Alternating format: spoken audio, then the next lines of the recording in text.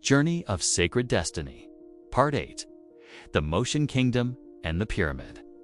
When the foundation of the Buddhist pagoda was dug, Qihang saw 5 larger lotus flowers spiraling inside, and fairies in colorful clothes flew out of the flowers, holding various magical instruments that emitted radiant light.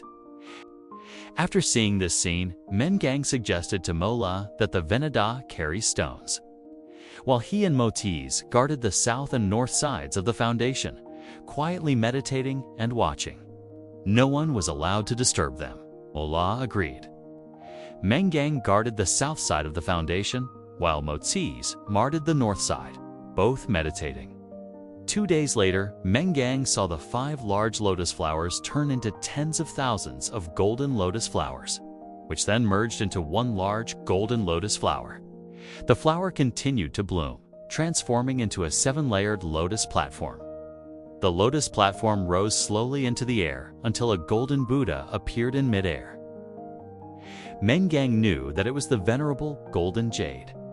The venerable stood on the lotus platform and compassionately said, "Golden brilliance, golden brilliance." After speaking, all of these scenes slowly disappeared. Qihang came out of meditation and expressed his gratitude to the spirits of heaven and earth. Then he stood up and walked slowly towards Motsai. Motsai was meditating with a smile on her face, as pure and innocent like a newborn baby. After a while, she opened her eyes, saw the priest, smiled, and said, "I can do my job now." Qihang nodded, with a compassionate smile on his face. Mote looked at Qihang and said, "Priest, I feel that I should respect you, yet my respect is always mixed with affection. I feel that you are like my loving father, King." All the treasures in the world are presented before me, but I still feel that the innocence of a princess is the most precious. Respect is a courtesy that one should show to others, and kindness is because of my age, which makes me old enough to be your father. I am already 43 years old, and you are only 15. It is my duty to guide and take care of you. Let's go and see your brother. Mola was waiting quietly in the distant morning mist. He saw the priest in crimson and his sister walking slowly toward him. The solemn feeling produced by his sister's bright purple clothes and the priest's crimson clothes made Mole suddenly feel that these 2 people were very important in his life, and he felt they were worthy of lifelong respect. This sudden feeling moved him, and tears blurred his vision. He quickly calmed himself down and wiped his eyes with his hand. Soon, the priest and Mosai walked towards him, and Mola hurried to greet them and bowed to the priest in a noble manner. Then he looked at the 2 of them with a look of expectation and inquiry. Qihang said, I saw 5 big lotus flowers turn into tens of thousands of golden lotus flowers in 2 days. And the tens of thousands of golden lotus flowers merged into a big golden lotus flower. The golden lotus flower then bloomed and turned into a lotus platform with 7 layers. The lotus platform rose to the air, and a golden Buddha came from the air.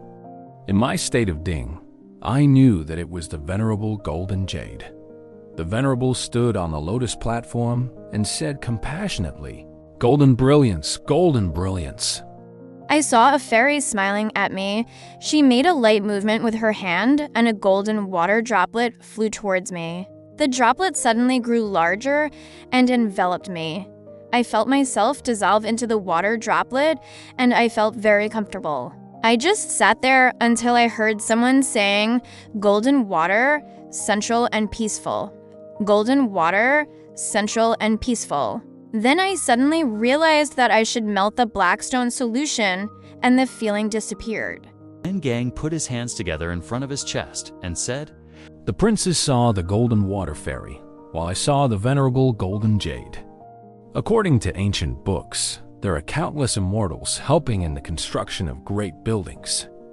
Among them are the golden water fairy, whose golden water contains 5 types of gold, and the venerable golden jade, who is a rarely seen deity. There is an old legend that says, "Golden jade brilliance, golden water central and peaceful." Upon hearing this, the building of the pagoda will be in a busy process.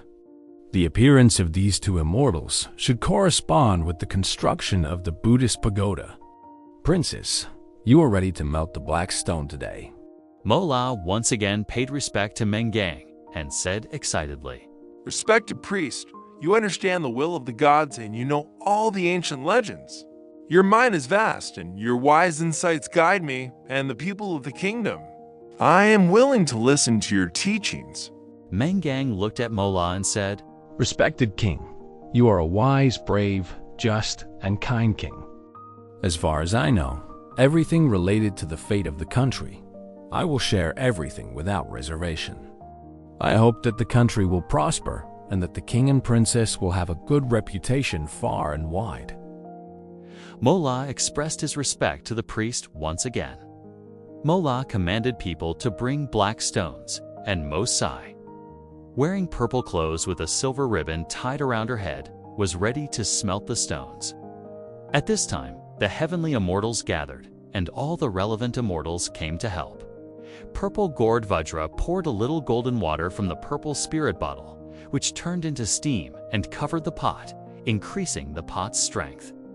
A female immortal wearing gray-white clothes, with a face like white jade, a spiral bun, a cinnabar dot on her forehead, holding a white bottle and a white jade pot behind her, was the petrification fairy. She saw the black stones put into the pot and turned the mouth of the white bottle upside down. And some white powder escaped and fell on the black stones. The fairy then tilted the spout of the white jade pot and poured out a clear solution, which entered the pot. These two things can accelerate the dissolution of the black stones. After this, the fire god unleashed a powerful, invisible fire. The wind god spun a strong wind from his sleeve, and the great Vajra scattered the cinnabar bead in the air. Motisai stood in front of the pot and felt a burst of heat, soon covered in sweat. The great transcendent in the sky looked at Motisai and exclaimed, and suddenly there was a shining light flashing above Mokai's forehead. The light kept turning and flipping, displaying 5 colors: red, yellow, green, blue, and purple. The light moisturized the sweat, and the sweat was filled with colors, like colorful beads that entered the pot. The shining light above Mokai's forehead was emitted by the 5-color pill of the Great Transcendent. The 5-color pill is the top grade among all the pills, and it was created by the Great Transcendent. After collecting the 5 colors of red, yellow, green, blue, and purple for 5 months, then refined for another 5 months, Mokai's original form was the 5-colored Lotus Empress in heaven. She had never sweated since birth.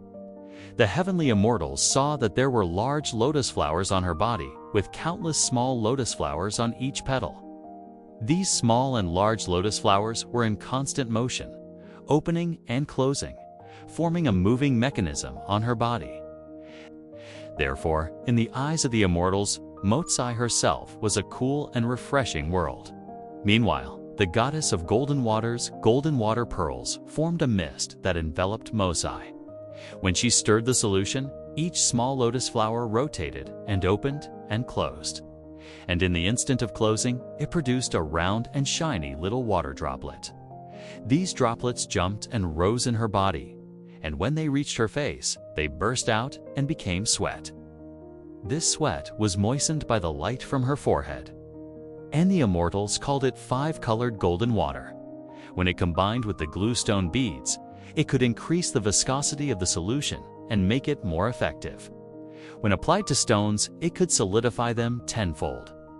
Therefore, the solution for dissolving the black stone contained many divine elements.